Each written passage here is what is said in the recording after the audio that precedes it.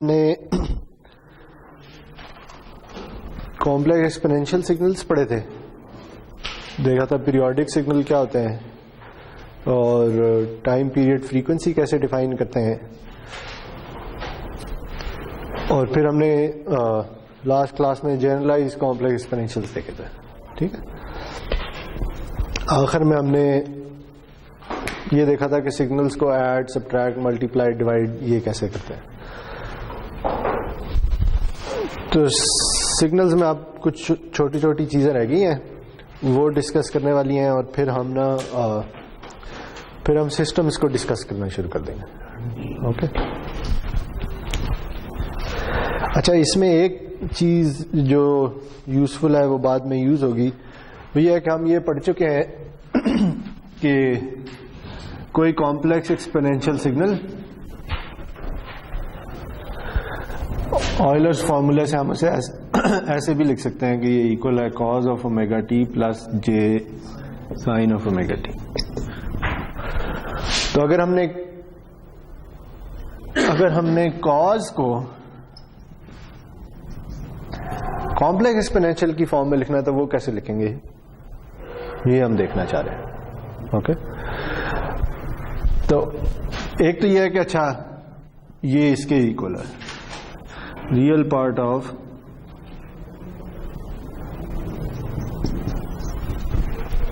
Complex exponential signal.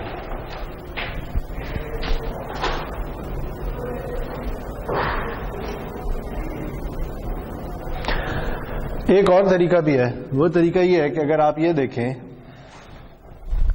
कि अगर मैं इसी कॉम्प्लेक्स एक्सपोनेंशियल को इसकी फ्रीक्वेंसी को नेगेटिव कर दूं तो फिर क्या होगा, तो यहां पे माइनस आ रहा होगा, ऐसे ही है ना, और आ जाएगा plus j sine of minus omega T.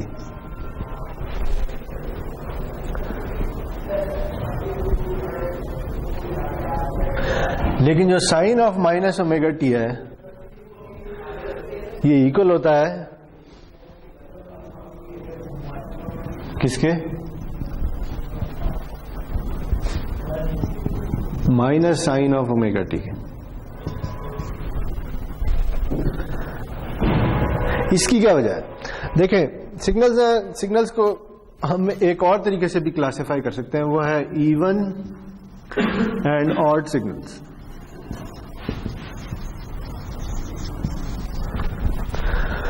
पहले ये देख लेते हैं कि इवन सिग्नल क्या होते हैं और ऑड सिग्नल क्या होते हैं।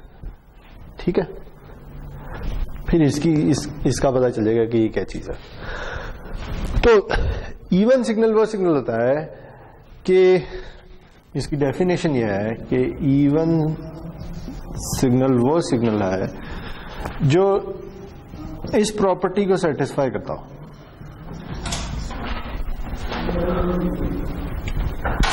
ये प्रॉपर्टी क्या कह रही है, ये प्रॉपर्टी ये कह रही है कि अगर x कोई सिग्नल है तो उसकी value at time t equal होगी उसकी वैल्यू एट माइनस t के। ठीक है, जैसे फॉर एग्जांपल मैं ये सिग्नल ड्रॉ करता हूं,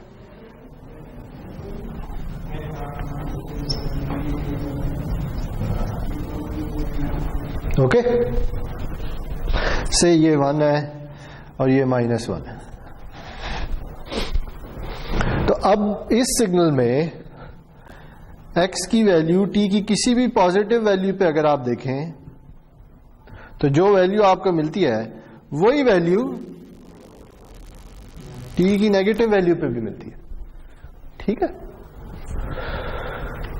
तो ऐसे सिग्नल को कहते हैं इवन सिग्नल। इवन सिग्नल जो होता है वो ओरिजिन के अबाउट सिमेट्रिक होता है, या जिसे आप मिरर इमेज कहते हैं। आपको जो t की पॉजिटिव वैल्यू पे सिग्नल की वैल्यू है, नेगेटिव पे भी वही वैल्यू मिल रही होगी। ठीक है, इसकी एक एग्जांपल ये है कि कोसाइन जो है वो इवन सिग्नल था, कोसाइन को इस तरह से चल रहा था, ऐसे ही है ना। यानी अगर मैं कॉज ऑफ ओमेगा टी ले लूं तो t इज इक्वल टू 0 पे इसकी वैल्यू 1 होती है, और फिर जो वैल्यू पॉजिटिव टी के लिए होगी वही वैल्यू नेगेटिव टी के लिए होगी। दूसरे अल्फाज में अगर आपने कॉज ऑफ थीटा निकालना है तो इसकी जो भी वैल्यू निकलती है वो इक्वल होगी अगर कॉज ऑफ माइनस थीटा ले लें, cos of π/4 equal cos of minus π/4। ठीक है, तो ऐसे सिग्नल को इवन सिग्नल कहते हैं। तो फिर ऑड सिग्नल क्या होगा?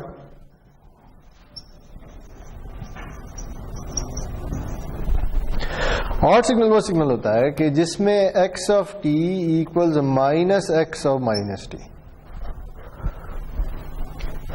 यानी x की वैल्यू जो t पे आएगी माइनस t पे वही वैल्यू होगी लेकिन उसका नेगेटिव होगा। सही है। इसकी क्या एग्जांपल हो सकती है? देखिए, इसकी एग्जांपल ये हो सकती है कि अगर आपका सिग्नल कुछ इस तरह से है,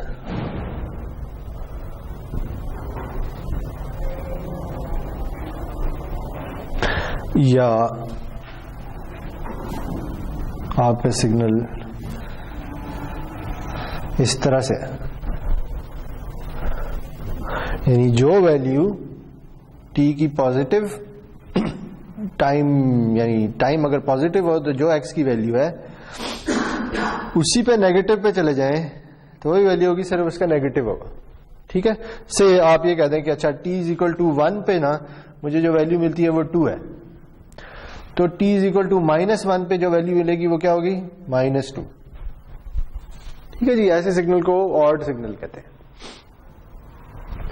और इसकी क्या एग्जांपल है? इसकी एक और एग्जांपल यह है कि जो साइन है वो ऑड सिग्नल होता है। जो साइन वेव कुछ इस तरह की होती है। तो साइन में जो टाइम की पॉजिटिव वैल्यू पे जो आपको सिग्नल की वैल्यू मिलेगी, नेगेटिव पे उसका नेगेटिव मिलेगा। सही है जी। तो सिग्नल्स को आप इवन और ऑड में भी क्लासिफाई कर सकते हैं। सही हो गया। इवन सिग्नल में आपको जो टी की पॉजिटिव वैल्यूज पे मिल रहा है उसी का मिरर इमेज नेगेटिव वैल्यूज पे मिल रहा होता है। ठीक है।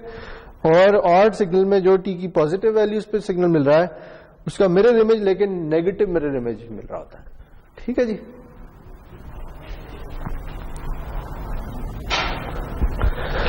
अच्छा, अब अगर आपके पास कोई सिग्नल है, फॉर एग्जाम्पल ये सिग्नल है,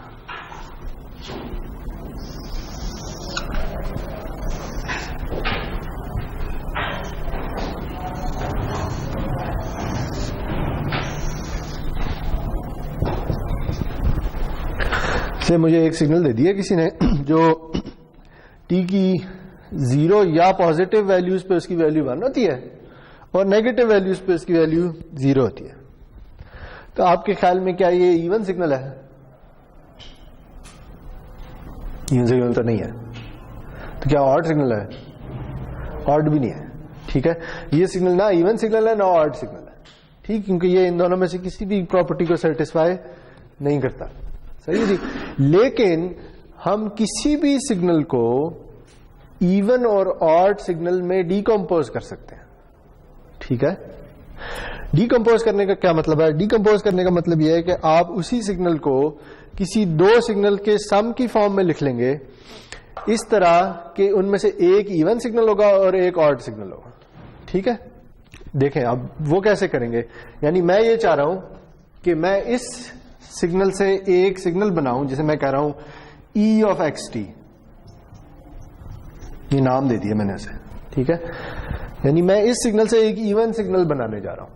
ठीक है। वो कैसे बनाऊंगा? वो ऐसे बनाऊंगा कि मैं एक्स ऑफ टी लूंगा, ठीक है, और उसमें एक्स ऑफ टी का रिवर्स्ड सिग्नल ऐड कर दूंगा। ठीक है जी। और इसे 2 से डिवाइड कर दूंगा। जरा देखें कि ये करने से होगा क्या। यानी मुझे एक्स ऑफ टी गिवन है, ठीक है, कोई भी सिग्नल कुछ भी हो सकता है, लेकिन मैंने एक खास एग्जांपल ले लिया। ठीक है जी। अब मैं इसी को टाइम रिवर्स करूंगा और उसमें ऐड करके 2 से डिवाइड कर दूंगा। ठीक है, मुझे ये करना है। देखते हैं कि ये कैसे होगा। यानी मैं ये करने जा रहा हूं x of T plus x of minus t divide by 2। Okay, तो एक्स ऑफ टी तो मुझे गिवन है, ये एक्स ऑफ टी है। बताए एक्स ऑफ माइनस टी कैसा होगा?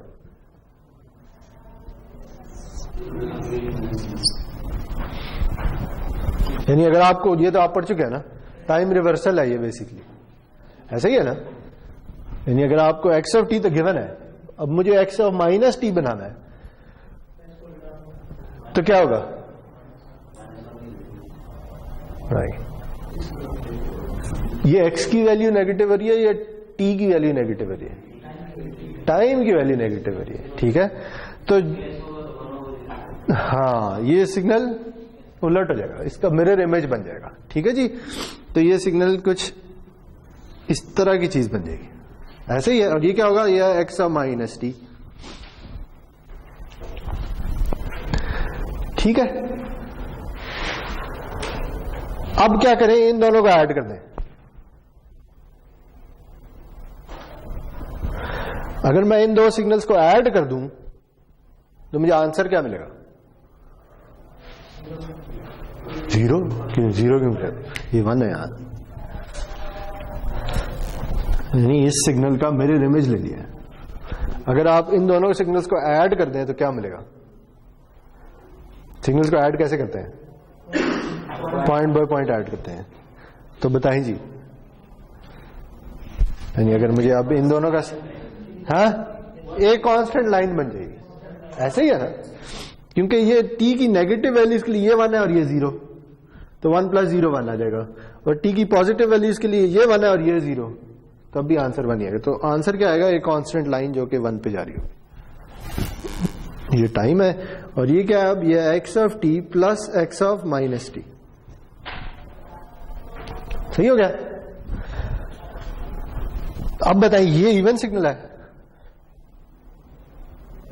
ये इवन सिग्नल, ठीक। देखिए, और देखिए कंस्ट्रक्शन से ही पता चल रहा है कि हम इसे फोर्स कर रहे हैं कि ये इवन हो जाए, ठीक, क्योंकि हम उसी का मिरर इमेज उसके अंदर ऐड कर रहे हैं, तो वो खुद ब खुद सिमेट्रिक हो जाएगा, ठीक है जी। और अगर मैं 2 से डिवाइड भी कर दूं तो 2 से डिवाइड करने से क्या होगा? ये वैल्यू 1 की बजाय 0.5 हो जाएगी, ऐसे ही है। यानी मुझे ये कंप्यूट करना था, एक्स ऑफ टी गिवन था, मुझे एक्स ऑफ टी से एक नया सिग्नल बनाना था जो इसके इक्वल है, ठीक है जी। इसे से मैंने नाम दे दिया वाई ऑफ टी, ठीक है। तो मैं एक्स ऑफ टी ये था, एक्स ऑफ माइनस टी मैंने ये बनाया, दोनों को ऐड किया और 2 से डिवाइड कर दिया। तो ये अब क्या है? ये वाई ऑफ टी, ठीक। तो मैंने अपने सिग्नल को एक इवन सिग्नल में ट्रांसफॉर्म कर दिया, आप ये समझ लें, सही है।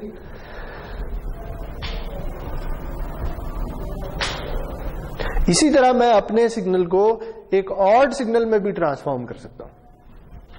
अच्छा, अब मैं ना एक नया सिग्नल बना लेता हूं, g of t. G of t equal है x of t minus x of minus t divide by 2।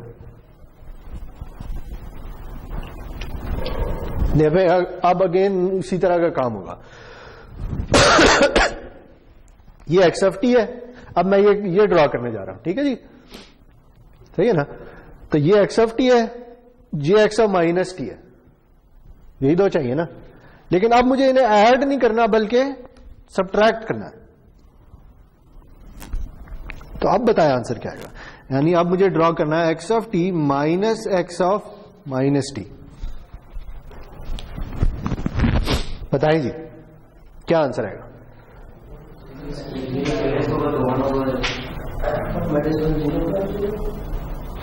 जब t 0 से लेस होगा तो क्या आंसर आएगा? -1, क्योंकि इसकी वैल्यू 0 है और इसकी वैल्यू 1 है, लेकिन हम माइनस कर रहे हैं तो 0 - 1 -1 आ जाएगा, ठीक है ना। तो यहां पे वैल्यू आ जाएगी -1, सही है। और पॉजिटिव पे क्या आएगी? 1, क्योंकि 1 - 0 हो रहा होगा, ठीक। तो आप बताएं, ये इवन सिग्नल है या ऑड सिग्नल है?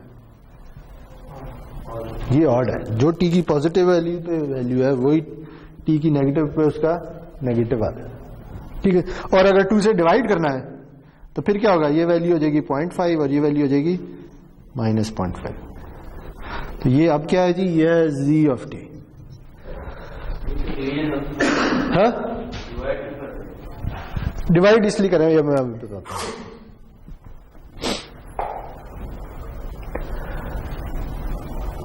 ठीक है, तो मुझे एक सिग्नल गिवन था x ऑफ t, मैंने उससे दो नए सिग्नल बना लिए जिनमें से एक इवन है और एक ऑड है। ऐसे ही है।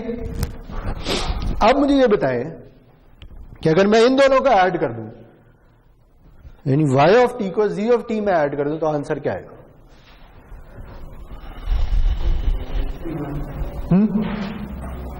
t नेगेटिव वैल्यू के लिए क्या आंसर आएगा? x और t वापस आ जाएगा। ठीक है, अगर मैं इन दोनों को ऐड कर दूं, यानी मैं y of t plus z of t कर लूं, देखें अब इन दोनों सिग्नल्स को ऐड करना है। ठीक, t की नेगेटिव वैल्यूज के लिए इसकी वैल्यू क्या है? -0.5, और इसकी वैल्यू क्या है? +0.5। तो दोनों को ऐड करेंगे तो आंसर क्या आएगा? 0। तो ये 0 आ जाएगा। t की पॉजिटिव वैल्यूज के लिए इसकी वैल्यू भी 0.5 है, इसकी वैल्यू भी 0.5 है, दोनों को ऐड करेंगे तो 1 आ जाएगा। ठीक, तो हमने किया क्या है? हमने किया ये है जी कि हमें कोई आर्बिट्ररी सिग्नल गिवन था। ठीक है, कोई एक सिग्नल गिवन था जो ना इवन था ना ऑड था, हमने उसे एक इवन और एक ऑड सिग्नल के सम की फॉर्म में लिख लिया। ठीक, हमें पता है कि ये जो y ऑफ t है ये इवन है और जो z ऑफ t है ये ऑड है। तो आप किसी भी सिग्नल को as a sum of even और ऑड सिग्नल्स लिख सकते हैं, बस ये ट्रांसफॉर्मेशन अप्लाई करनी है। ठीक, ये समझ आ गई? तो अब यही ट्रांसफॉर्मेशन इस पे अप्लाई कर लेते हैं। सही? ठीक है जी। तो अब मैं ये मिटा रहा हूं।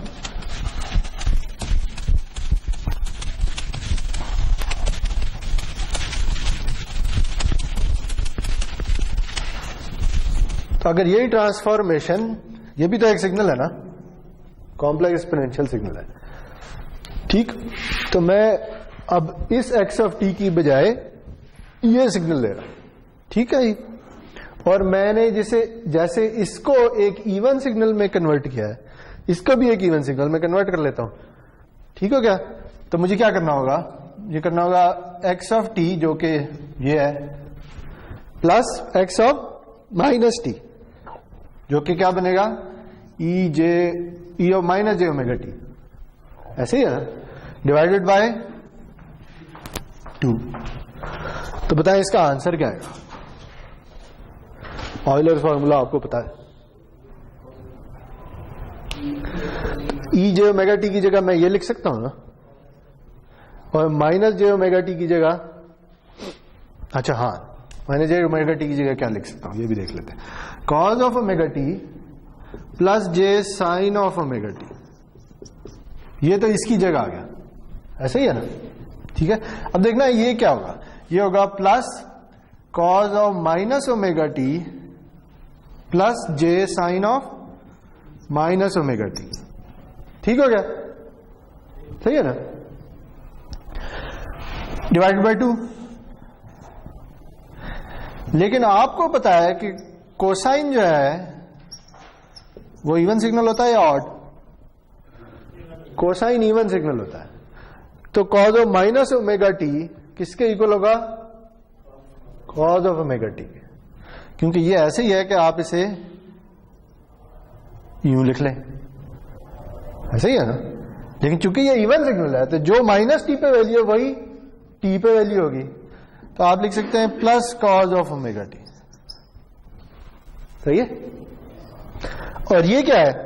ये ऑड सिग्नल है, तो इसे आप क्या लिख सकते हैं? Minus j sine of omega t. ठीक है, क्योंकि ये ऑड सिग्नल है, इसकी जो टी की नेगेटिव वैल्यू पे वैल्यू होगी दूसरी तरफ उसी का नेगेटिव होगा, इसलिए ये माइनस अब बाहर आ गया। ठीक हो गया? डिवाइड बाय 2, तो ये कट जाएगा, आंसर क्या आएगा? Cos of omega t. ठीक हो गया? तो ये कॉज का ही फॉर्मूला है? क्या मतलब?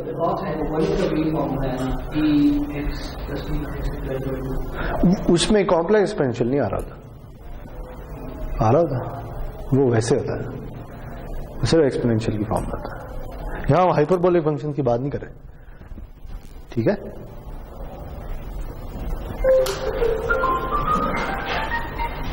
तो आप इसका मतलब क्या हुआ? इसका मतलब ये हुआ कि एक कोसाइन सिग्नल में एक जो कोसाइन है वो दो कॉम्प्लेक्स एक्सपोनेंशियल से मिलके बनता है, या एक कोसाइन सिग्नल दो कॉम्प्लेक्स एक्सपोनेंशियल का सम होता है जिसमें एक की फ्रीक्वेंसी ओमेगा, एक की फ्रीक्वेंसी माइनस ओमेगा होती है। ठीक है? तो अगर ये सही है तो अब हम इससे एक ऑड सिग्नल भी तो बना सकते हैं ना? क्या ख्याल है? तो ऑड सिग्नल कैसे बनाएंगे? तो ऑड सिग्नल वाली ट्रांसफॉर्मेशन यूज कर लें। तो ऑड सिग्नल वाली ट्रांसफॉर्मेशन क्या है? वो है e j omega t minus e minus j omega t divide by 2। यही है ना? अगर आपको कोई सिग्नल गिवन है उससे आपने ऑड सिग्नल बनाना तो ये वाली ट्रांसफॉर्मेशन। तो अब इसमें डाल दें जी वैल्यूज, तो ये क्या आएगा? ये आएगा cos of omega t plus j sine of omega t minus cos of minus omega t minus j sine of plus j sine of minus omega t divide by 2। ठीक हो गया? ये समझ आ गई ये कैसे लिखा है? देखिए, इसको ऑयलर्स फॉर्मूले से लिखा तो ये आ गया, माइनस वैसे ही आ गया, और इसको ऑयलर्स फॉर्मूले से तो ये आ गया। ओके, तो ये क्या बनेगा? ये बनेगा cos of omega t plus j sine of omega t minus cos of omega t minus j sine of omega t. ठीक है? क्योंकि ये इवन सिग्नल है तो जो माइनस टी पे वैल्यू वही पॉजिटिव पे होगी, और चूंकि ये ऑड सिग्नल है तो ये माइनस बाहर आ जाएगा। ठीक, आप माइनस को भी खोल लें तो ये बनेगा जी cos of omega t plus j sine of omega t minus cos of omega t plus j sine of omega t divided by 2। तो ये कट जाएंगे, आंसर आ जाएगा j sine of omega t. ठीक, तो आपको पता है कि साइन वैसे भी ऑड सिग्नल होता है, ये ऑड सिग्नल ही आ रहा है। ठीक, सिर्फ ये जे भी साथ आ रहा है। तो अगर मुझे ये चाहिए साइन ऑफ ओमेगा टी तो मैं इसे ऐसे भी लिख सकता हूं, e j omega t minus e minus j omega t divided by 2j, यानी ये इसके इक्वल है ना। तो अगर मैं जे को उधर ले जाऊं तो कुछ इस तरह की चीज बन जाएगी। सही है? तो बेसिकली ना ये दो रिलेशंस हैं जो कि अक्सर यूज होते रहते हैं। ओके,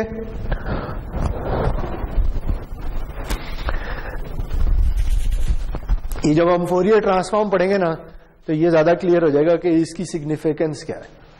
लेकिन अभी देखें, अभी आपको इन दो इक्वेशन से पता क्या चल रहा है। जैसे हमने इस इक्वेशन के बारे में कहा कि ये इक्वेशन हमें ये बता रही है कि एक कोसाइन सिग्नल दो कॉम्प्लेक्स एक्सपोनेंशियल से मिलकर बनता है। ठीक, इसमें एक की फ्रीक्वेंसी ओमेगा, एक की फ्रीक्वेंसी माइनस ओमेगा होती है, और उनकी आप एवरेज ले लें।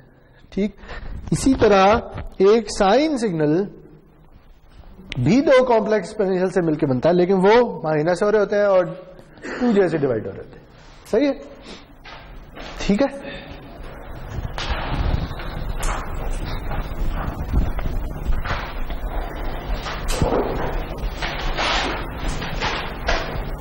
तो अभी हम आगे जाके ना फोरियर ट्रांसफॉर्म पढ़ेंगे, लेकिन जो अभी मैं आपको हल्का सा बता देता हूं कि फोरियर ट्रांसफॉर्म होती क्या चीज है। ठीक है, फोरियर ट्रांसफॉर्म ये चीज होती है कि फोरियर ट्रांसफॉर्म के जरिए आप किसी भी सिग्नल को as a sum of complex exponentials लिख सकते हैं।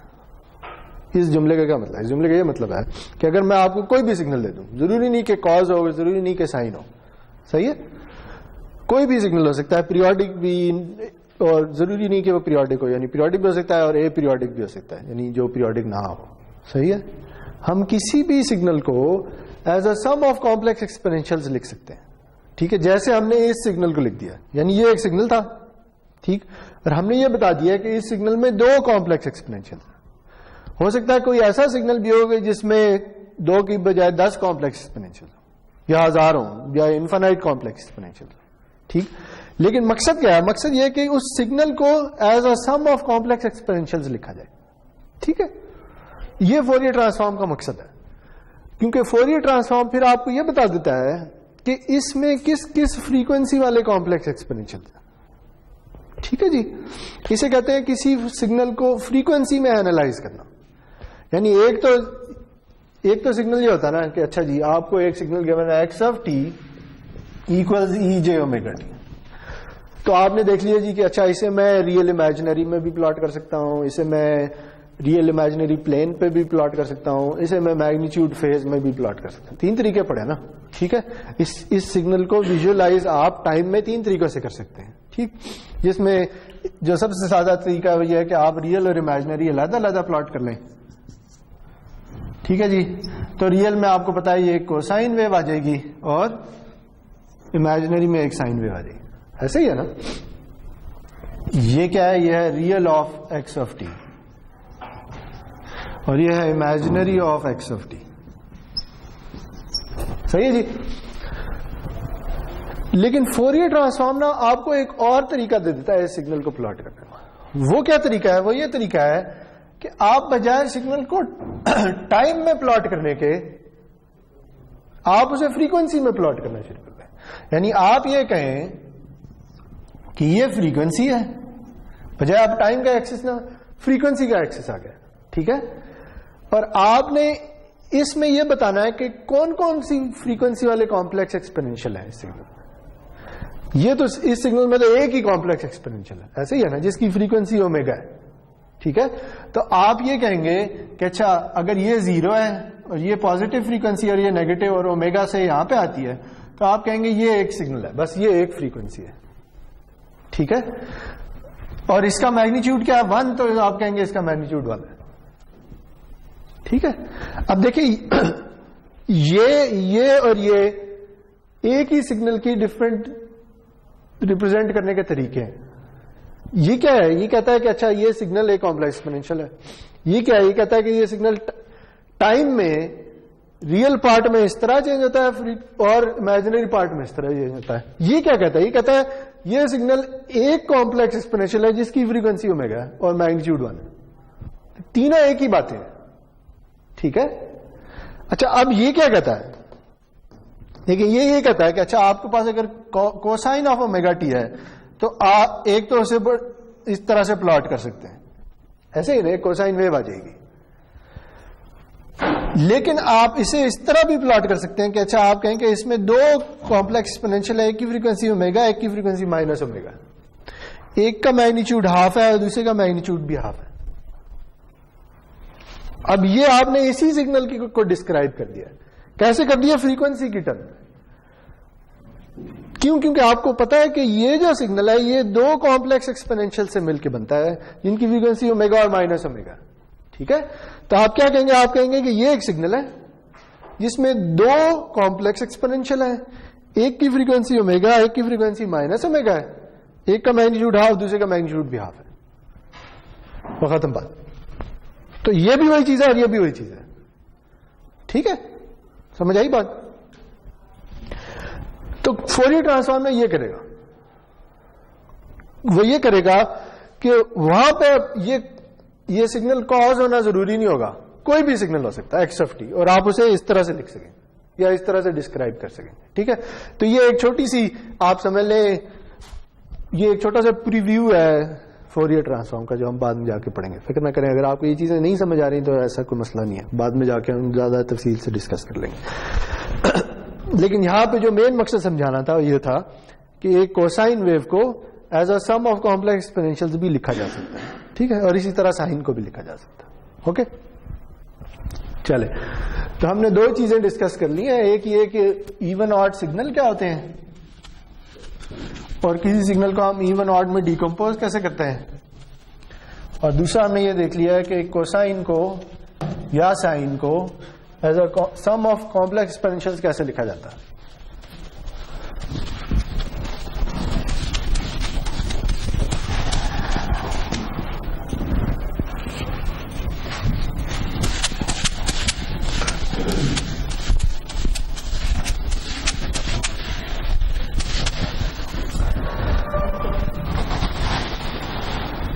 अच्छा जी, अब ना हम अभी तक हमने डिफरेंट सिग्नल्स पढ़े हैं, इनमें कॉम्प्लेक्स एक्सपोनेंशियल हमने ज्यादा डिस्कस किया है, फिर हमने कोसाइन सिग्नल भी पढ़ा है, हमने साइन सिग्नल भी पढ़ा है, और हमने कुछ आर्बिट्ररी सिग्नल्स वैसे ही एग्जांपल्स ले ली थी कि अच्छा कोई सिग्नल है जो कि इस तरह से है या किसी भी तरह का सिग्नल है, ठीक है, कि जिसमें ये टाइम है और ये एक्स की वैल्यू है जो टाइम पे डिपेंड करती है, ठीक है जी। अब ना हम दो स्पेशल सिग्नल्स पढ़ने जा रहे हैं, ठीक है जी, जिनमें से एक का नाम है यूनिट स्टेप सिग्नल,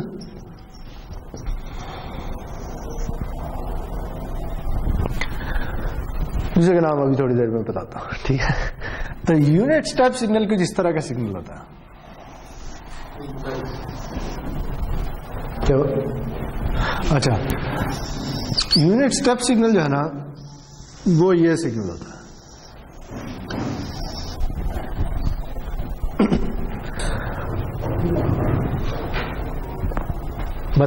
मतलब ये कि टाइम की नेगेटिव वैल्यूज के लिए उस सिग्नल की वैल्यू 0 है और टाइम की पॉजिटिव वैल्यूज के लिए उस सिग्नल की वैल्यू 1 है। ओके, चूंकि ये खास सिग्नल है इसलिए इसे खास नाम भी दे देते हैं, इसे हम यूजली u ऑफ t से रिप्रेजेंट करते हैं।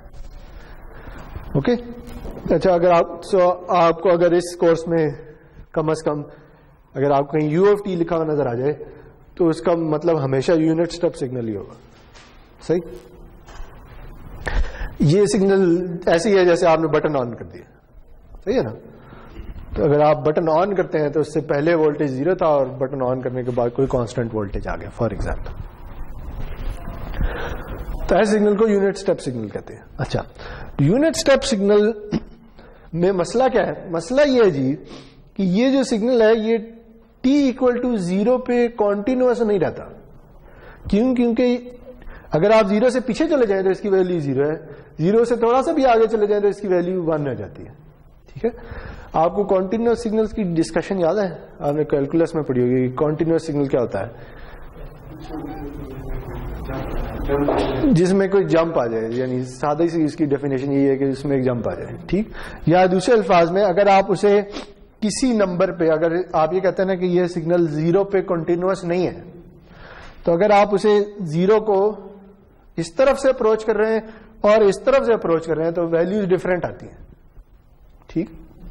यानी u ऑफ t की वैल्यू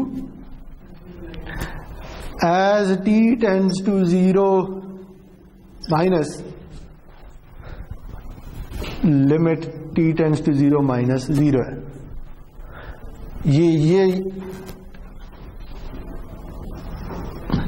ये एक्सप्रेशन याद है? इसका मतलब यह है कि टाइम 0 को अप्रोच कर रहा है नेगेटिव साइड से, सही है। और u ऑफ t की value as limit t tends to 0 plus ये क्या है? ये 1 है। यानी अगर आप t को इस तरफ से अप्रोच कर रहे हैं तो इसकी वैल्यू 1 है, इस तरफ से अप्रोच कर रहे हैं, सॉरी 0 को इस तरफ से अप्रोच कर रहे हैं तो वैल्यू 1 है, इस तरफ से अप्रोच कर रहे हैं तो 0 है, सही है। तो ऐसा सिग्नल डिसकंटीन्यूअस सिग्नल होता है, ठीक। यानी आप ये कहेंगे कि unit impulse signal t equal to 0 पे कॉन्टिन्यूअस नहीं है, बाकी हर जगह कॉन्टिन्यूअस है, सही। अगर कोई सिग्नल कॉन्टिन्यूअस ना हो तो उससे क्या होता है, वो डिफरेंशिएबल भी नहीं होता। यानी अगर कोई सिग्नल किसी वैल्यू पे डिसकंटिन्यूअस है तो इसका मतलब यह है कि उसका डेरिवेटिव भी उस वैल्यू पे एग्जिस्ट नहीं करता। ऐसे ही होता है ना, ठीक है जी। तो इसकी जी फॉर्मल डेफिनेशन कुछ इस तरह की है, u of t equals 1 for t greater than और equal to 0 and 0 for t less than 0। ठीक है, अगर हम इसे इक्वेशन की फॉर्म में लिखेंगे तो कुछ इस तरह से लिखेंगे।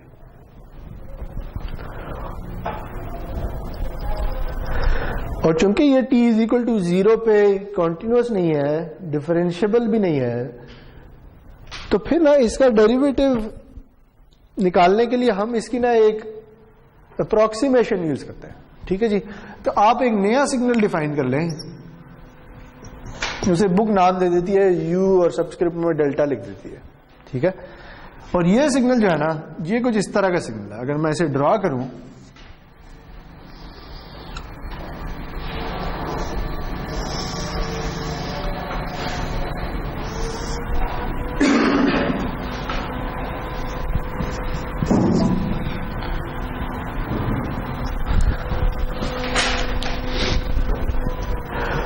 ठीक है जी। अब देखें इस सिग्नल और इस सिग्नल में क्या फर्क है।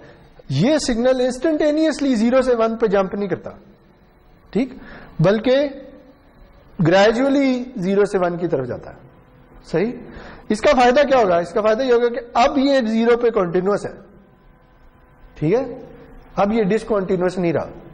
जब डिसकॉन्टिन्यूअस नहीं रहा तो इसका मतलब कि हम इसका डेरिवेटिव भी ले सकते हैं। ऐसे ही है ना।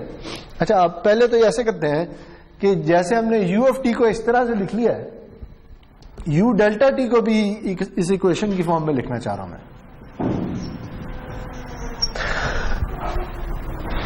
तो 3 रीजन्स हैं जी, यानी t less than 0, t between 0 to delta और t ग्रेटर देन डेल्टा। ठीक है जी। तो t less than 0, t greater than delta और t बिटवीन 0 टू डेल्टा। सही है। t लेस देन 0 पे इसकी वैल्यू क्या है, 0, तो यहां पे तो 0 आ जाएगा। t ग्रेटर देन डेल्टा पे इसकी वैल्यू क्या है, 1, तो यहां पे 1 आ जाएगा। इधर इसकी वैल्यू क्या है, ये कैसे पता चलेगा? हाँ, या इसका डेरिवेटिव ले लें या लाइन की इक्वेशन यूज कर लें, एक ही बात है, दोनों एक ही चीज होती है। ठीक है, तो लाइन की इक्वेशन से हम यूज कर लेते हैं, तो वो होती है y equal to mx plus c, कुछ इसी तरह की इक्वेशन होती है ना। ठीक है, इस केस में x नहीं है, इस केस में t है। ठीक है, और इस केस में y नहीं है बल्कि u ऑफ t है या u डेल्टा ऑफ t है। सही। और c की क्या वैल्यू है, c होता क्या है, कांस्टेंट तो है, लेकिन इधर इसे देख के आप c की वैल्यू बता देते हैं। c की वैल्यू 0 है, c की वैल्यू y इंटरसेप्ट होता है c, यानी जब x 0 हो तो y की क्या वैल्यू होगी, याद है। तो इसलिए इस केस में t 0 हो तो u डेल्टा ऑफ t की वैल्यू 0 है, तो ये c 0 आ जाएगा। ठीक है, और ये m क्या है, ये एक ही चीज रही है, m स्लोप है। तो स्लोप कैसे कैलकुलेट होगी, y2 minus y1 over x2 minus s1, ऐसे ही होता है ना। तो स्लोप आएगी जी, ये वाली स्लोप मैंने कैलकुलेट करनी है, तो y2 क्या है,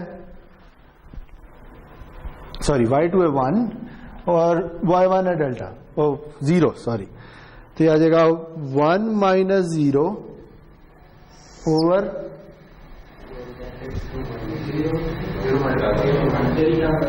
delta minus 0, y2 minus y1 over x2 minus x1, ऐसे ही है ना।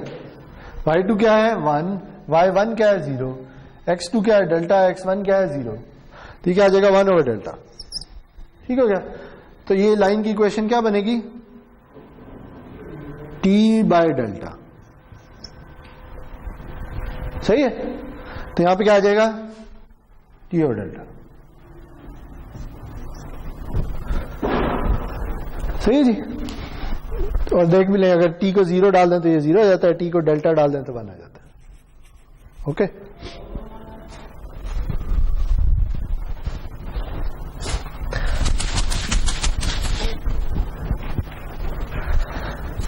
तो हमने क्या कहा है, हमने कहा कि ये यूनिट स्टेप सिग्नल है, इसकी डेफिनेशन कुछ इस तरह की है, लेकिन ये इस पॉइंट पे डिफरेंशिएबल नहीं है। तो हम ऐसा करते हैं, इसकी ना इस तरह का एक सिग्नल बना लेते हैं जो कि इंस्टेंटेनियसली 0 से 1 पे जंप नहीं करता बल्कि ग्रेजुअली करता है। तो उसकी हमने ये इक्वेशन लिख ली, सही। अब चूंकि ये डिफरेंशिएबल है तो इसका डेरिवेटिव भी एग्जिस्ट करता होगा, ठीक।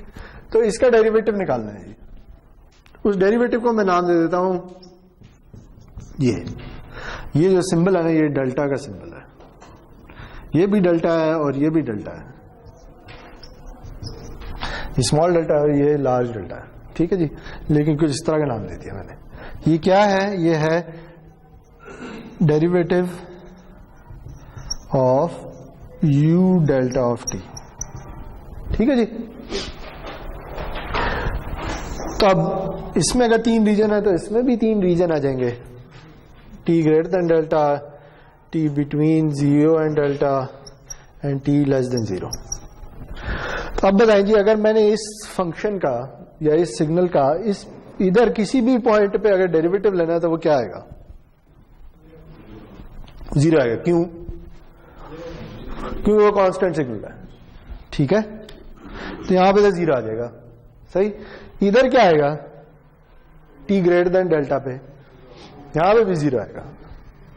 और इधर क्या आएगा,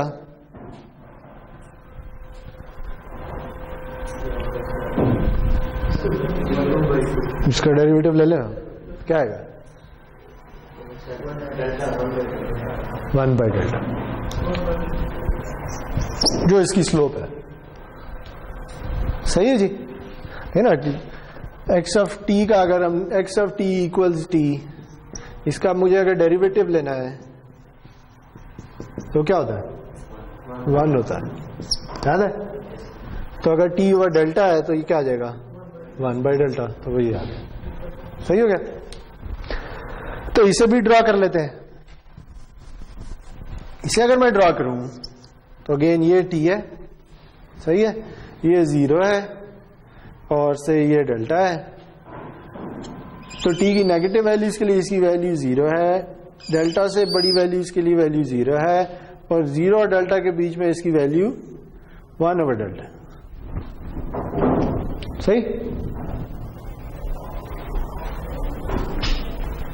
तो ये क्या, ये इसका डेरिवेटिव है, सही है जी। इसे हमने नाम दे दिया है कुछ इस तरह का, और इसे हमने नाम क्या दिया हुआ है, ये,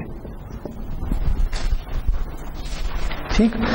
अच्छा, आप मुझे ये बताएं कि अगर मैंने यहां से कहानी शुरू की थी कि अच्छा ये जो सिग्नल है ये बेसिकली उस सिग्नल की अप्रोक्सीमेशन है, ठीक है। तो अगर मैं डेल्टा को छोटा करना शुरू कर दूं, ठीक है, डेल्टा की कोई वैल्यू होगी ना, कोई से 1 है तो 1 की बजाय मैं 0.5 कर दूं या 0.1 कर दूं, तो मैं डेल्टा को जितना छोटा करता चला जाऊंगा तो क्या होगा, मैं ज्यादा से ज्यादा इस सिग्नल के करीब होता चला जाऊंगा, ऐसे ही है। तो मैं ये भी लिख सकता हूं कि u delta t as limit delta tends to 0 equals u of t।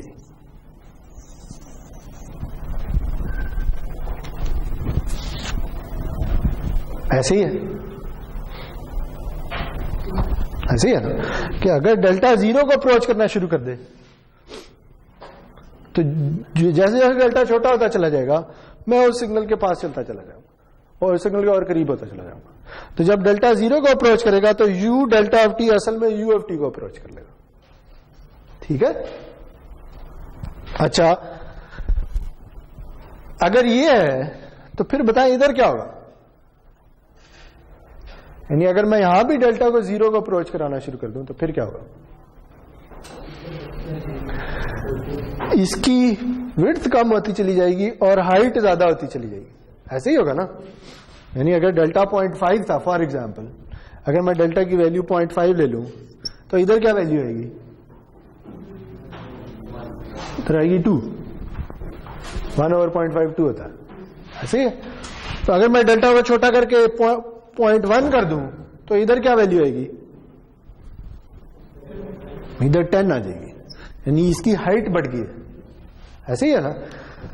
तो अगर मैं डेल्टा को 0 को अप्रोच करना शुरू कर दूं तो मेरा सिग्नल यूनिट स्टेप के करीब होता चला जाता है, और इधर क्या होता है, ये सिग्नल इन्फिनिटी को अप्रोच करना शुरू कर देता, क्योंकि जब ये 0 को अप्रोच करेगा तो ये किसको अप्रोच करेगा, ये इन्फिनिटी को अप्रोच करेगा, ठीक। लेकिन इन्फिनिटी को तो अप्रोच करेगा। मुझे ये बताएं कि अगर मुझे इस सिग्नल का इंटीग्रल कैलकुलेट करना है for t minus infinity to infinity, तो वो क्या आएगा,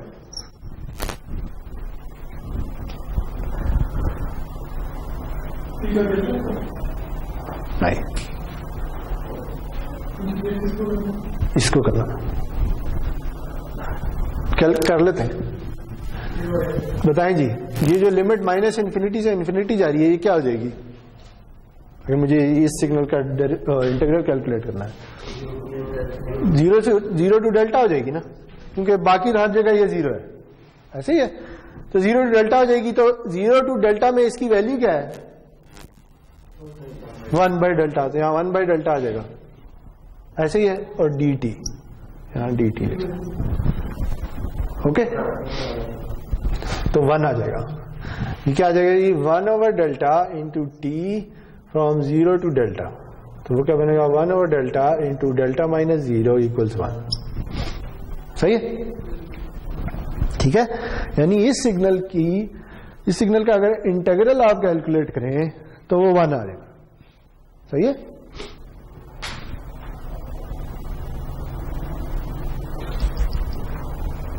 ठीक है, तो अब अगर मैं 0 को अप्रोच करना शुरू कर दूं तो मुझे बताएं कि ये जो इसे integral basically area under the curve होता है ना, बेसिकली ये चीज होती है, यही होती है ना। तो अगर मैं 0 को अप्रोच करना शुरू कर दूं तो क्या ये area under the curve change होगा, area under the curve change नहीं होगा, ठीक है, क्योंकि ये जो इंटीग्रल है ये डेल्टा की किसी भी वैल्यू के लिए वैलिड है, ऐसे ही है ना, डेल्टा कुछ भी हो सकता है। दूसरे अल्फाज में जैसे जैसे आप इस रेक्टेंगल की विड्थ छोटी करते जा रहे हैं, इसकी हाइट बढ़ती चली जा रही है, लेकिन टोटल एरिया अभी भी कांस्टेंट है, ठीक है। तो हम ये कहते हैं कि जब डेल्टा 0 को अप्रोच करता है तो ये उसको अप्रोच करता है, लेकिन ये जो सिग्नल है ना ये कुछ इस तरह का हो जाता है, ठीक है, सही है जी। ये t = 0 है, यानी इसकी विड्थ इतनी छोटी हो जाती है कि ऑलमोस्ट नेग्लिजिबल हो जाती है, सही, लेकिन इसका एरिया अंडर द कर्व अभी भी 1 है, ठीक है। तो हम जो इधर इसकी वैल्यू लिखते हैं ना, ये इसका एरिया अंडर द कर्व है, ये इसकी वैल्यू नहीं है, ठीक है।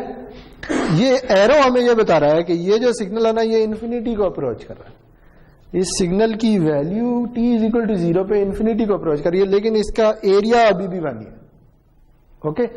तो जब इसे एक खास नाम दे देते हैं, इसे कहते हैं डेल्टा ऑफ t, ठीक है जी। तो हम ये कहते हैं कि this as limit delta tends to 0 equals delta of t, और डेल्टा ऑफ t क्या है, वही है, ठीक है जी। और इस सिग्नल का एक नाम है, सिग्नल का नाम है यूनिट इम्पल्स सिग्नल,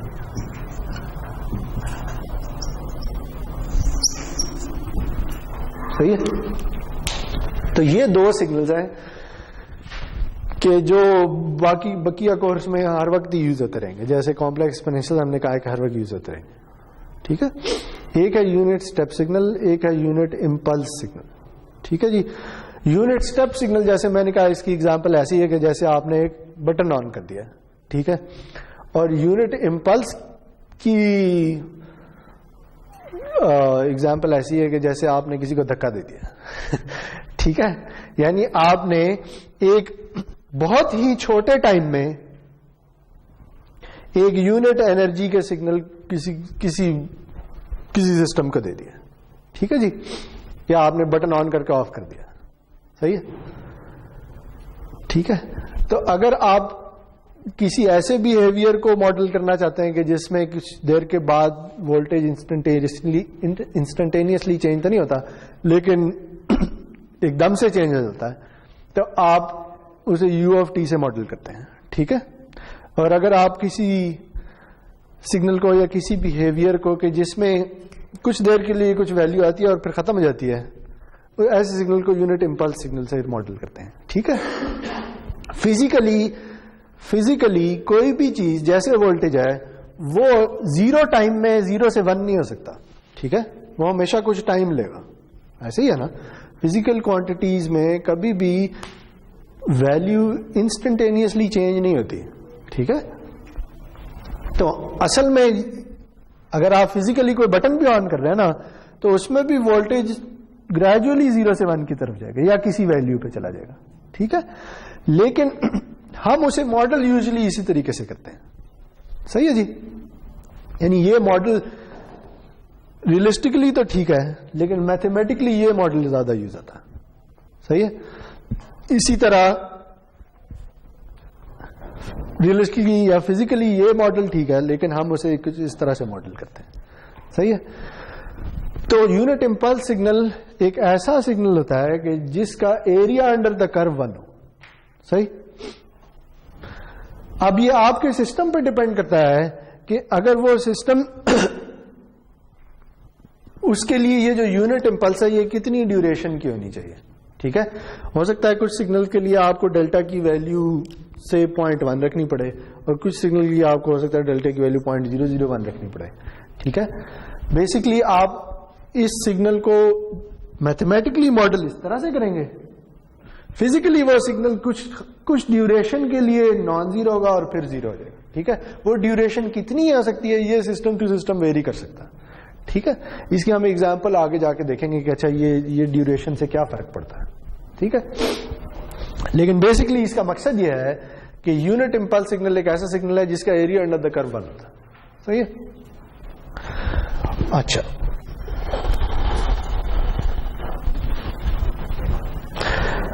अब ये जो यूनिट इम्पल्स सिग्नल है ना, इसके कुछ फायदे हैं या इसकी कुछ प्रॉपर्टीज, उनमें से एक को देखते हैं। उसे कहते हैं sampling property. Sampling property of unit impulse.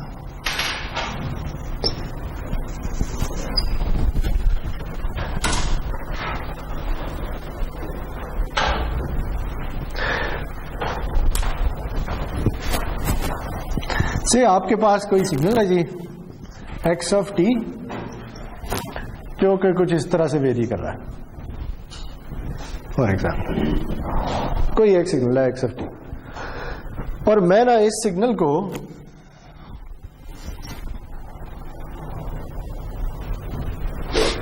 Multiply कर देता हूं एक यूनिट इम्पल्स के साथ या इस सिग्नल के साथ, ठीक है जी। इसमें ये डेल्टा है और ये 1/डेल्टा है, ठीक है। इन कोई सिग्नल आपको गिवन था, आपने उस सिग्नल को मल्टीप्लाई कर दिया है इसके साथ, जो अभी हम कह रहे हैं कि ये यूनिट इम्पल्स की अप्रोक्सीमेशन है, ठीक है। जैसे ये सिग्नल यूनिट स्टेप सिग्नल की अप्रोक्सीमेशन थी, इसी तरह ये वाला सिग्नल जो कि ये ड्रॉ हुआ है यूनिट इम्पल्स सिग्नल की अप्रोक्सीमेशन, ठीक है। अच्छा, अगर हम इन दो सिग्नल्स को मल्टीप्लाई कर दें तो होगा क्या, आंसर क्या आएगा आपके ख्याल में?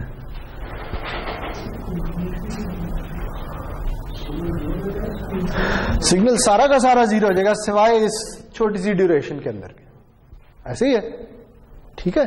तो से इसकी वैल्यू जो है ना इधर जो है ना, यानी ये कुछ इस तरह से चेंज होता है। मैं ऐसी एक एग्जांपल ले रहा हूं, ठीक।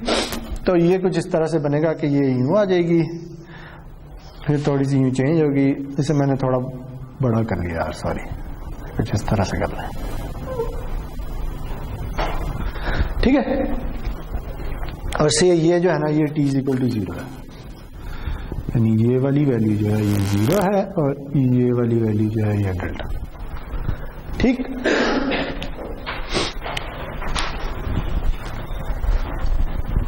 सही है जी। यानी चूंकि ये सिग्नल 0 से पहले और डेल्टा के बाद 0 है, तो इस सिग्नल के साथ जब मल्टीप्लाई हो जाएगा तो आंसर में ये सारी वैल्यूज तो 0 आ जाएंगी, ठीक। सिर्फ ये जो नॉन जीरो पार्ट था ये इस सिग्नल की वैल्यू के साथ मल्टीप्लाई होकर इधर आ जाएगा, ओके।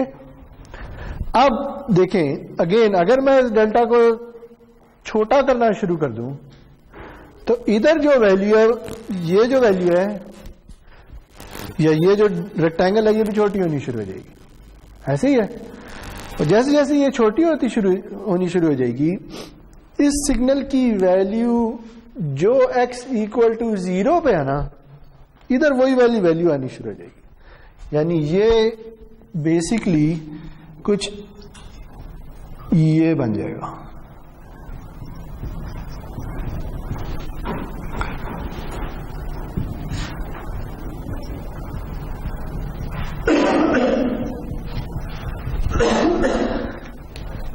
मैं क्या कर रहा हूं, मैं इस डेल्टा को अब अगेन छोटा करना शुरू कर दिया है। जब इस डेल्टा को छोटा करना शुरू कर दिया है तो जो सिग्नल इसके साथ मल्टीप्लाई हो रहा है उसमें से हम ये कह रहे हैं कि ये वैल्यू करीब होती चली जाएगी x0 के, जो 0 पे वैल्यू है, ठीक है। तो जो आंसर आएगा उसमें क्या होगा कि आपके पास एक यूनिट इंपल्स आएगी जो कि मल्टीप्लाई हो चुकी होगी जो x की वैल्यू है 0 पे, ऐसे ही है ना, यानी बाकी तो सब कुछ 0 हो गया, ठीक है।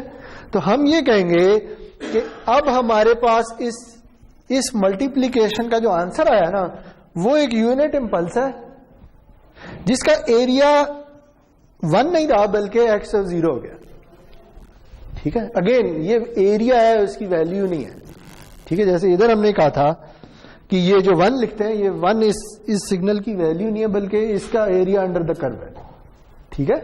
इसी तरह हम ये कहेंगे कि जब आप किसी सिग्नल को यूनिट इंपल्स के साथ मल्टीप्लाई करते हैं तो आपको एक यूनिट इंपल्स ही मिलती है, सिर्फ उसका एरिया वो गया होता है जो x0 के एरिया, ठीक है।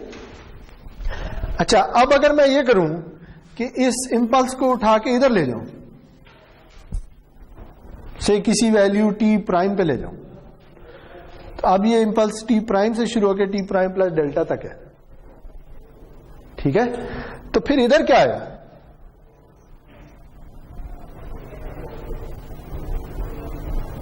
से इधर जो इसकी वैल्यू है ना, थोड़ा सा इधर कर लेते हैं हम, कुछ इस तरह से कर लेते हैं। ये t' है, ये t' प्लस डेल्टा है और t' पे इसकी वैल्यू ये है जो क्या है x ऑफ t'। आप बताएं जी, देखिए अब क्या हो रहा है कि ये इससे मल्टीप्लाई हो रहा है, ठीक है। तो इसका जो आंसर आएगा वो क्या होगा, वो कुछ इस तरह का होगा, ऐसे ही है ना, क्योंकि ये नेगेटिव है, ये तो पॉजिटिव है, तो टोटल आंसर नेगेटिव हो जाएगा। अब जब हम अगेन इसे छोटा करना शुरू कर दें तो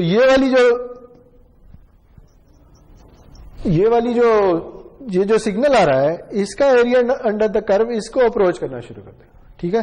तो जो आंसर आएगा वो कुछ ये होगा, ये लिख लेने दें।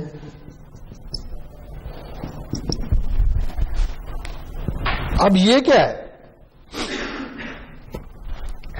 पहले तो इसे देख लें कि ये क्या चीज है। ये एक यूनिट इंपल्स है जो कि t' से डिले हो गई, ठीक है। मैंने यूनिट इंपल्स को टाइम शिफ्ट कर दिया। टाइम शिफ्टिंग याद है, टाइम शिफ्टिंग पढ़ चुके हम। यानी अगर मेरे पास ये डेल्टा ऑफ t था तो अगर मैं ऐसे t' से डिले कर दूं तो वो डेल्टा ऑफ t इधर आ जाएगा, डिले हो जाएगा ना, ठीक। तो ये चीज है, और जब ये मल्टीप्लाई हुई है इसके साथ, तो इसका एरिया वही हो गया जो इसका एरिया था, जो कि ये, ठीक है।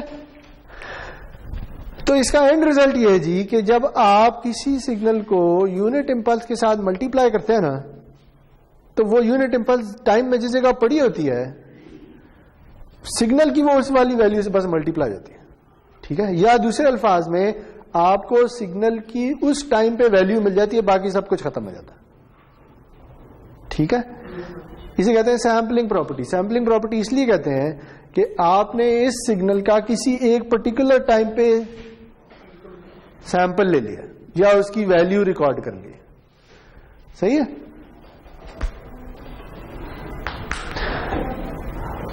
तो कुछ आइडिया हुआ कि यूनिट इंपल्स क्या होता है, सही है जी। तो अब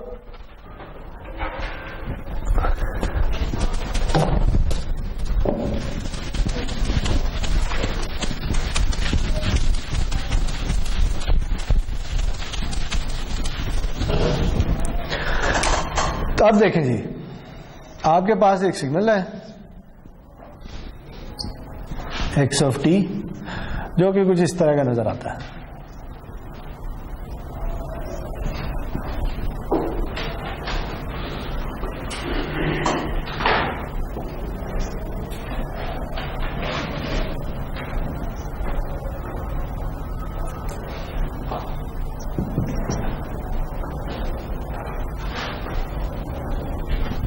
ओके,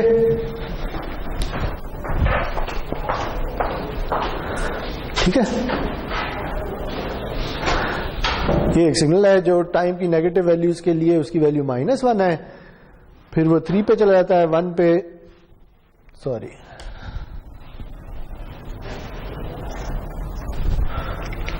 t इक्वल टू 0 से 1 तक उसकी वैल्यू 3 रहती है, फिर 1 से 2 तक उसकी वैल्यू 1 हो जाती है, फिर 0.5 जाती है और फिर 0 हो जाती है, ठीक है। ये मैंने कोई एक सिग्नल ले लिया, सही जी। अब मुझे ये बताएं कि अगर मैं इस सिग्नल को मल्टीप्लाई कर देता हूं,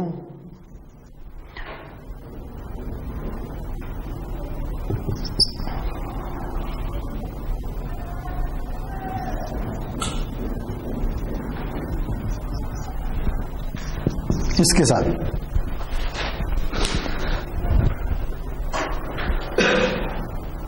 ये क्या है, ये यूनिट इंपल्स है जो टाइम इक्वल्स 1.5 सेकेंड्स पे बैठी हुई है। तो अगर आप इन दोनों को मल्टीप्लाई कर दें तो आंसर क्या आएगा,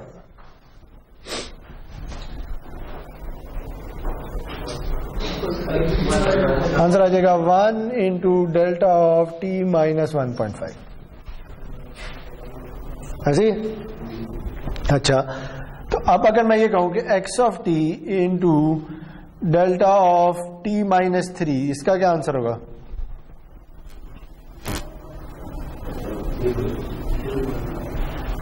इसका आंसर होगा 0.5 into delta of t minus 3। क्यों? क्योंकि ये एक इंपल्स है जो कि कहां पे है, t इक्वल टू 3 पे, यानी कहीं इस जगह पे, ठीक। जब आप इसे x ऑफ t से मल्टीप्लाई करते हैं तो जो x ऑफ t की t इक्वल टू 3 पे वैल्यू है, ये उससे स्केल हो जाती है, तो आंसर 0.5 आ जाता है। क्यों? क्योंकि x की t इक्वल टू 3 पे वैल्यू 0.5 है, ठीक है। इसी तरह अगर मैं ये कहूं कि x of t into delta of t plus 1, ये क्या होगा,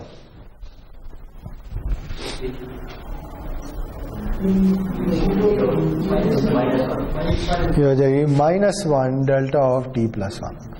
क्यों? क्योंकि डेल्टा ऑफ t प्लस 1 कहां पे होगा, t इज इक्वल टू -1 पे, तो t इज इक्वल टू -1 से इधर है, तो इधर इसकी वैल्यू भी -1 है, तो ये आएगा, सही है। तो आप अगर किसी सिग्नल को किसी एक खास पॉइंट पे सैंपल करना चाहते हैं, तो आप क्या करेंगे, उस सिग्नल को उस टाइम पे एक इंपल्स से मल्टीप्लाई कर देंगे, ठीक है। तो क्या होगा, वो जो इंपल्स है जिसका एरिया अंडर द कर्व 1 है वो स्केल हो जाएगा सिग्नल की उस टाइम पे वैल्यू। ओके, तो इसे कहते हैं sampling property of unit impulse. Unit impulse से आप किसी भी सिग्नल को किसी भी टाइम पे सैंपल कर सकते हैं। सही है।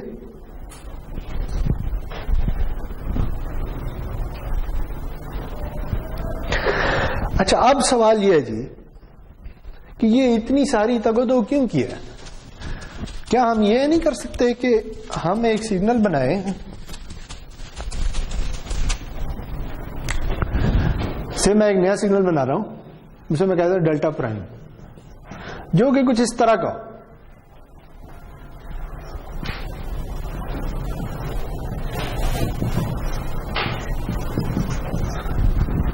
इसमें क्या अर्थ है? यानी ये इतना कॉन्टिन्यूअस और डेरिवेटिव और ये सारी हमने मुश्किलात में से क्यों गुजरना पड़ा? ये इस तरह का सिग्नल क्यों नहीं बना लें कि ये टाइम है, ठीक है, ये क्या कहता है, ये अगर t इक्वल टू 0 है तो t की नेगेटिव वैल्यूज के लिए इसकी वैल्यू 0 है, t की पॉजिटिव वैल्यूज के लिए इसकी वैल्यू 0 है और 0 पे 1 है। ठीक है, देखिए इसमें और इसमें फर्क है। ठीक है, जब मैं ये ड्रॉ करूं और ये ड्रॉ करूं, ये दोनों कंप्लीटली डिफरेंट चीजें हैं। ठीक है, ये यूनिट इंपल्स है, ये यूनिट इंपल्स नहीं है। ठीक है, क्यों? क्योंकि ये बेसिकली है क्या, ये बेसिकली इस तरह का सिग्नल है कि जिसमें हमने डेल्टा को 0 को अप्रोच करवा दिया। ठीक है, तो इसकी वैल्यू इन्फिनिटी को अप्रोच करिए। ये जो एरो है ना, ये आपको बता रहा है कि इसकी वैल्यू इन्फिनिटी की तरफ जा रही है। ठीक है, और इसका एरिया अंडर द कर्व क्या है? 1। इसका एरिया अंडर द कर्व क्या है? वजह, क्योंकि इसमें कोई विड्थ ही नहीं है। ठीक है, ये सिर्फ टाइम की एक वैल्यू के लिए नॉन जीरो है, बाकी हर जगह 0 है। ठीक है, इसका अगर आप इंटीग्रल कैलकुलेट करेंगे तो आंसर क्या आएगा? 0 आएगा। ठीक है, अगर कोई रियल सिग्नल किसी एक पॉइंट पे नॉन जीरो हो तो उसका इंटीग्रल हमेशा 0 होता है। ठीक है, चाहे मैं इधर इस तरह के 10 और सिग्नल बना लूं, मैं ये कह दूं कि ये 1 पे भी इस तरह से है, 1 पे भी 1 है, -1 पे भी 1 है, -2 पे भी 1 है, चाहे इस तरह के आप हजारों सिग्नल बना लें, इन सब का एरिया अंडर कर्व 0 ही होगा। ठीक है, और एरिया अंडर द कर्व क्यों जरूरी है, वो नॉन जीरो क्यों होना चाहिए? वो इसलिए कि एरिया अंडर द कर्व एक किस्म की आपको एनर्जी बता रहा होता है। ठीक है, याद है एनर्जी कैसे कैलकुलेट की थी? एनर्जी हमने किसी सिग्नल की डिफाइन की थी, integral x of t magnitude square dt। ऐसे ही है ना? तो अगर आप इस सिग्नल की एनर्जी निकालेंगे तो 0 आएगी, इस सिग्नल की एनर्जी निकालेंगे तो नॉन जीरो आएगी। ठीक, तो 0 एनर्जी के सिग्नल का तो फायदा ही कोई नहीं है, वो तो कुछ भी नहीं करेगा। ठीक है, किसी आप कहें मेरे पास ये एक इलेक्ट्रिक सर्किट है, ऐसे मैं एक सिग्नल दे रहा हूं जिसकी एनर्जी 0 है, तो क्या होगा? कुछ भी नहीं होगा। ठीक है, अगर आपने किसी सिस्टम को ड्राइव करना है, किसी सर्किट को ड्राइव करना है, तो आपको उसे कोई नॉन जीरो एनर्जी का सिग्नल देना होगा। ठीक है, तो जब आप ये कह रहे हैं ना कि मैं एक यूनिट इंपल्स, अगर आप ये कहते हैं कि मैं किसी सिग्नल को एक यूनिट इंपल्स, किसी सिस्टम को एक यूनिट इंपल्स सिग्नल देता हूं, तो आप अभी भी उसे नॉन जीरो एनर्जी दे रहे हैं। ठीक है, लेकिन वो एनर्जी एक बहुत ही छोटे टाइम में कॉन्सेंट्रेटेड है। ठीक, तो ये यूनिट इंपल्स का ये मतलब है। यूनिट इंपल्स सिग्नल एक ऐसा सिग्नल होता है जिसकी एनर्जी तो नॉन जीरो होती है, लेकिन उसकी ड्यूरेशन इनसिग्निफिकेंट होती है। इनसिग्निफिकेंट का मतलब यह है कि सिस्टम को ऐसा लगता है कि वो एकदम से सारी एनर्जी आ गई। ठीक है, लेकिन ये सिग्नल नॉन जीरो एनर्जी का नहीं है। ठीक है, इस सिग्नल में चाहे मैं, अभी तो मैंने बहुत सी इंपल्सेस बना लिए, इस सिग्नल को अगर मैं किसी सिस्टम को दूंगा ना तो कोई आउटपुट नहीं आएगी। ठीक, क्योंकि इस सिग्नल में कोई एनर्जी नहीं। ओके, तो इसलिए हम जब यूनिट इंपल्स को डिफाइन करते हैं ना, तो हम कोई मीनिंगफुल सिग्नल डिफाइन करना चाहते हैं, ऐसा सिग्नल जिसकी एनर्जी नॉन जीरो। ठीक है, तो इसलिए यूनिट इंपल्स इस तरह से डिफाइन होती है। ओके, इस तरह के सिग्नल का कोई फायदा नहीं है। सही है जी।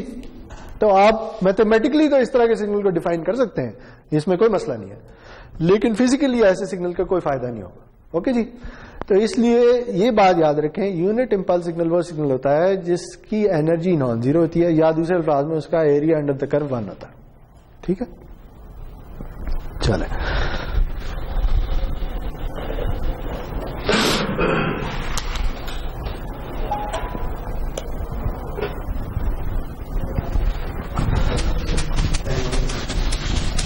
टाइम 1 बजे खत्म होता है, 1:10 पे होता है, 1:10 पे नहीं होता।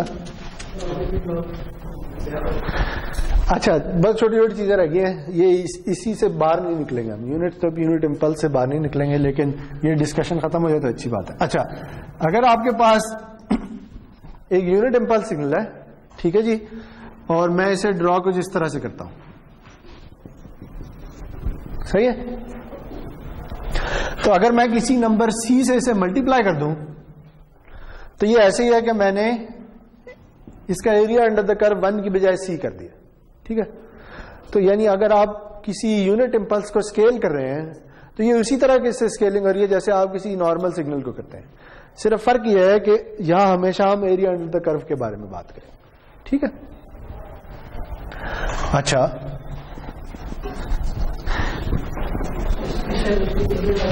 हाँ, सी पे डिपेंड करता है ना, सी अगर 1 से बड़ा है तो ज्यादा हो जाएगा, सी 1 से छोटा है तो छोटा हो जाएगा, सी 0.1 भी तो हो सकता है ना।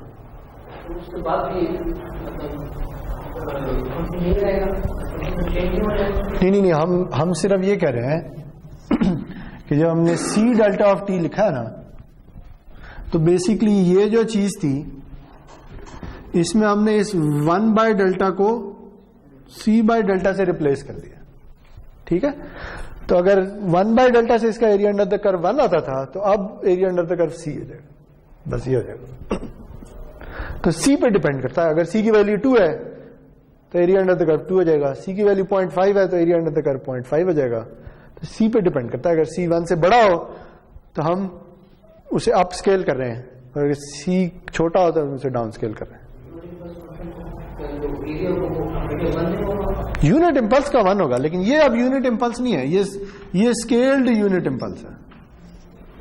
ठीक है, इसे हमने स्केल कर दिया है, जैसे अब आप किसी सिग्नल को भी स्केल कर सकते हैं, किसी स्केलर से मल्टीप्लाई कर दिया।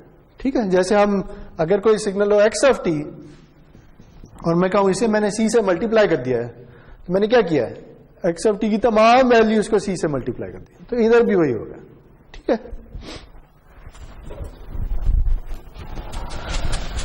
अच्छा, तो हमने ये तो देख लिया कि यूनिट इंपल्स जो है वो हमें कैसे मिलती है, वो हमें कुछ इस तरह से मिलती है कि अच्छा, अगर u ऑफ t का डेरिवेटिव ले लिया जाए तो यूनिट इंपल्स मिलेगी। इसी तरह से डिफाइन किया ना, कि हमने एक u delta of t define किया, फिर हमने कहा कि ये जो सिग्नल है ये बेसिकली इसका डेरिवेटिव है, ऐसे ही है ना। इसी तरह डिस्कशन शुरू की थी कि ये यूनिट इंपल्स की ये यूनिट स्टेप की अप्रोक्सीमेशन है, तो इस यूनिट स्टेप का अगर डेरिवेटिव ले लें तो ये सिग्नल आ जाता है, और अगर इसमें डेल्टा को 0 अप्रोच कर लें तो ये इसको अप्रोच कर लेता है, ऐसे ही है। तो अगर इन दोनों के दरमियान में डेरिवेटिव का रिलेशनशिप है, तो फिर इसका मतलब यह है कि मैं u ऑफ t को डेल्टा ऑफ t की फॉर्म में भी लिख सकता हूं। अगर डेल्टा यूनिट इंपल्स का डेरिवेटिव है तो यूनिट इंपल्स डेल्टा का इंटीग्रल होगा। ठीक है, तो ये आप देख लेते हैं जी कि क्या ये वाकई ऐसे होता है या नहीं होता।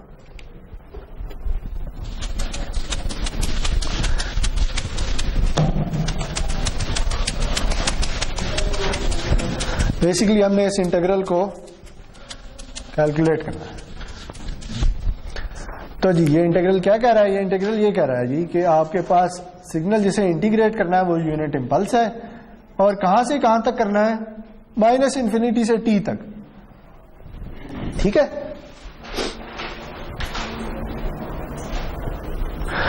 तो अगर मैं इसे ड्रॉ कर लूं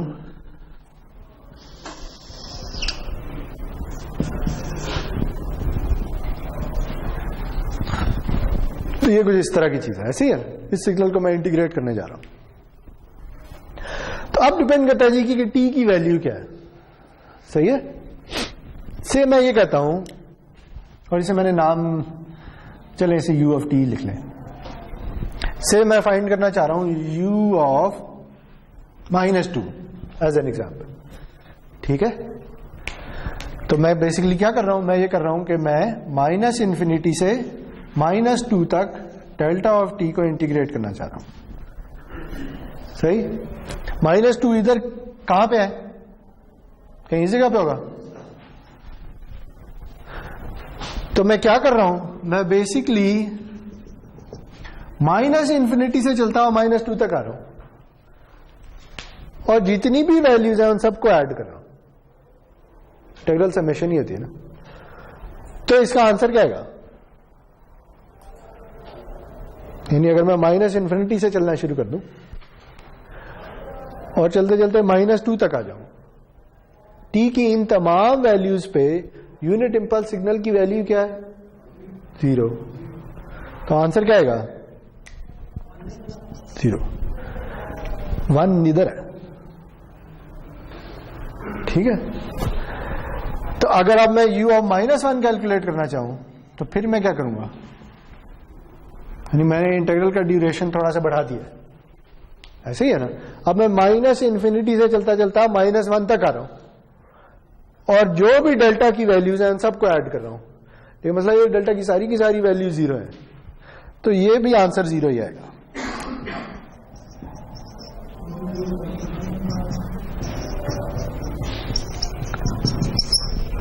क्या कह रहे हैं, सॉरी।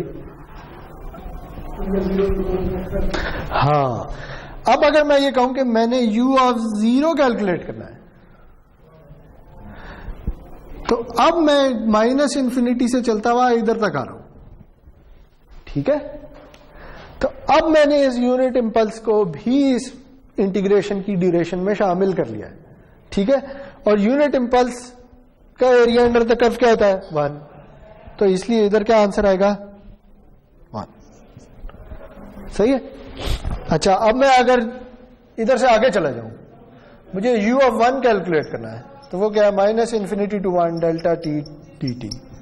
तो अब मैं क्या कर रहा हूं जी, अब मैं चलता चलता इधर तक आ गया।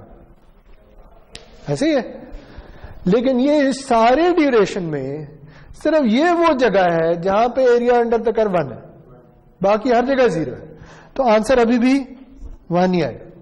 और आप टी की सारी पॉजिटिव वैल्यूज ले लें, आंसर हमेशा ही 1 है, क्योंकि इसने दोबारा कभी 1 तो होना नहीं है। ठीक। तो देखिए क्या बना है, ये एक ऐसा सिग्नल है कि जो टाइम की नेगेटिव वैल्यूज के लिए 0 आता है और नॉन 0 वैल्यूज के लिए 1 आता है। तो यही तो यूनिट स्टेप होता है। ठीक है। 0 के करीब 1 नहीं होगा। पॉजिटिव तो वो तो कह रहे हैं ना, यानी 0 से यूं ही आप आगे चलेंगे तो 1 हो जाएगा। ठीक है। फिर 1 होगा, 0 से पहले 0 होगा। ठीक है। वही बात देखें, हमने यूनिट स्टेप को जब डिफाइन किया था तो हमने यही कहा था ना कि इसे इस तरफ से अप्रोच करें, इसे अगर इस तरफ से अप्रोच करें तो इसकी वैल्यू 0 आती है, और अगर इस तरफ से अप्रोच करें तो 1 आती है। तो इधर भी यही होगा ना। जब मैं -2 से चला हूं और 0 की तरफ जा रहा हूं तो मैं बेसिकली 0 को नेगेटिव साइड से अप्रोच कर रहा हूं, तो वैल्यू 0 आती जा रही है। जो ही 0 पे पहुंचा तो 1 आ जाएगी। वही बात इंस्टेंटेनियसली जब आप यहां पे पहुंचेंगे तो आपकी वैल्यू 0 से एकदम उठ के 1 चली जाएगी। ओके।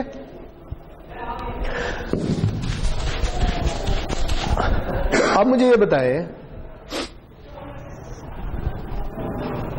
कि मैंने एक और इंटीग्रेशन करनी है।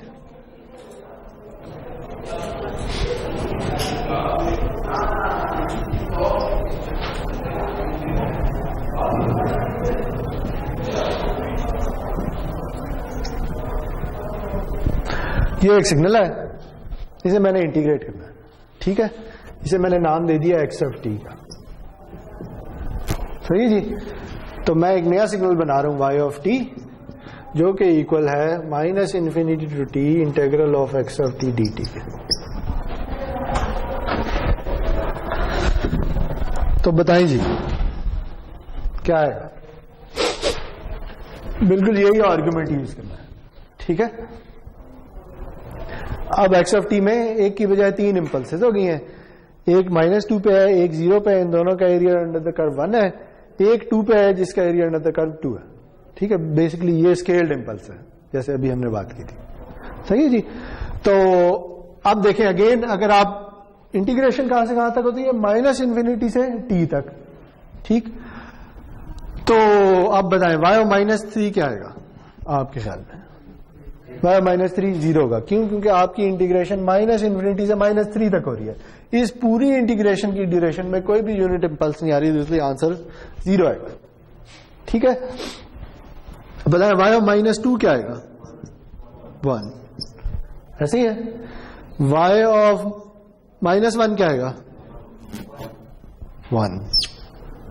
y ऑफ 0 क्या आएगा? 2, ठीक है। क्योंकि अब इसमें ये दो इंपल्सेस आ चुकी हैं, इसका भी एरिया अंडर द कर्व 1 है, इसका एरिया अंडर द कर्व भी 1 है, तो आंसर 2 आ जाएगा। तो अब बजाय ये सारा काम करने के y को ड्रॉ कर लेते हैं, ठीक है।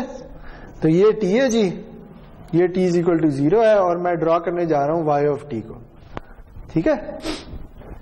तो शुरू हो जाए -∞ से, जब आप -2 पे पहुंचेंगे तो वैल्यू 1 हो जाएगी, फिर 1 ही रहेगी। जब 0 पे पहुंचेंगे तो वैल्यू 2 हो जाएगी, फिर 2 ही रहेगी। जब 2 पे पहुंचेंगे तो वैल्यू 4 हो जाएगी।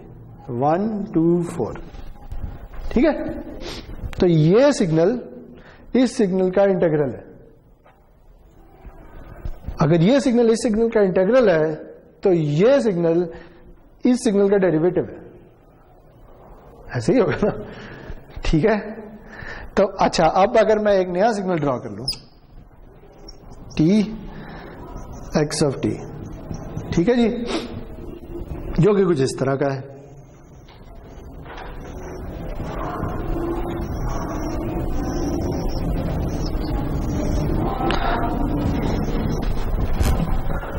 ओके, और इसका मुझे डेरिवेटिव प्लॉट करना है। आप बताएं इसका डेरिवेटिव क्या है?